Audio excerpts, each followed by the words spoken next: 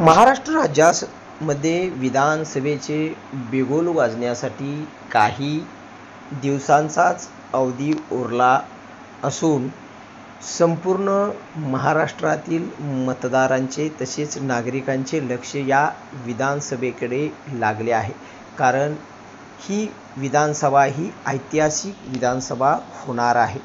अजूनही कोण कोणाच्या राजकीय गोटात आहे, कोण कुठून निवडणूक लढवणार हे सर्व गुलदस्त्यात आहे. त्यातच मराठा आरक्षण असेल व इतर आरक्षणाचा मुद्दाही तापलेला आहे. त्यामुळे विधानसभेची निवडणूक ही अतिशय रंगतदार होणार आहे.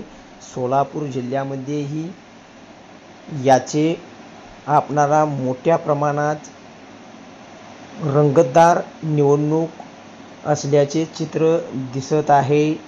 त्यामध्ये पंढरपूर व मोहोळ विधानसभा ही आता अत्यंत चुरशीची व महत्त्वाची समजली जात आहे. मोहोळ विधानसभा मतदारसंघामध्ये राजाभाऊ खरे यांनी आपल्या कामाचा सपाटा लावला आहे. त्यांनी कोट्यावधी रुपयाचा निधी आमदार होण्या अगोदरच मोहोळ तालुक्यात व पंढरपूर तालुक्यातील 17 गावामध्ये दिला आहे.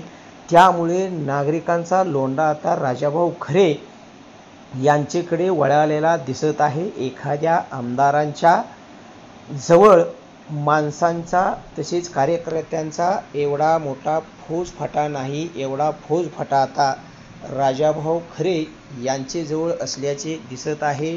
दिवसेंदिवस कार्यकर्त्याचे जाळे गावोगावी मोठ्या प्रमाणात त्यांनी विणल्याचे आता दिसत आहे. राजाभाऊ खरे हे सर्वसामान्य गोरगरिबांचे नेतृत्व समजले जात आहे. राजाभाऊ खरे हे खरोखरच मोहोळ विधानसभा मतदारसंघाचे आमदार व्हावेत अशी आता सर्वसामान्य नागरिकांची इच्छा असल्याचे दिसत आहे.